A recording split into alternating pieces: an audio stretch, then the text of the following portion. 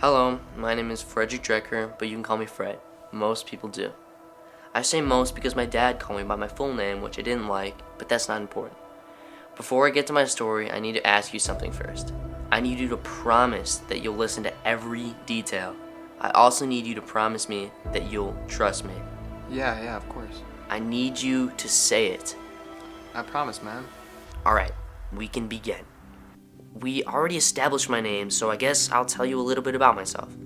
I would say I was as normal as any high school student when this all started. I went to school, I played basketball, and had a lot of fun with it. And then I played guitar in my free time.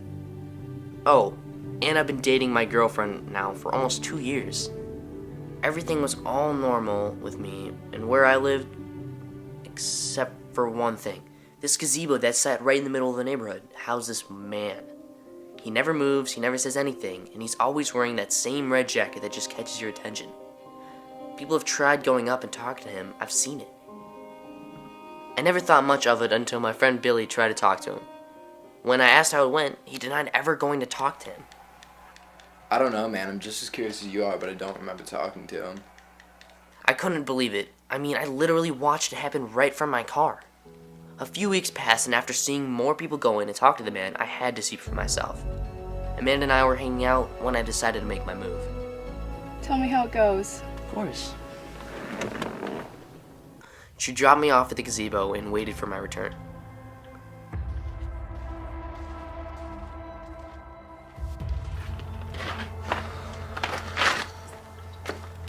Hello.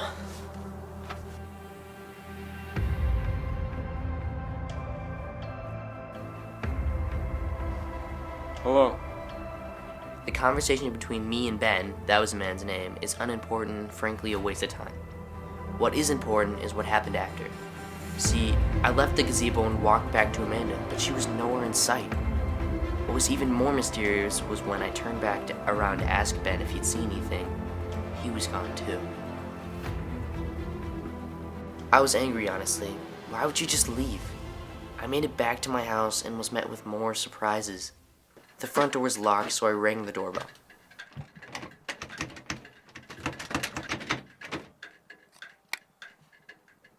This kid, he was around my age, answered the door. Yeah, who are you? Yo. Hello? Who still ding-dong ditches? Dude, who are you? I learned a little while later that my family had moved out of the house about 10 years ago. What felt like 15 minutes to me in the gazebo had actually been 15 years outside of it. For the next couple of days, I tried a number of times to call Amanda. I had no luck. In an attempt to make sense of this whole situation, I returned to the gazebo. Another surprise awaited.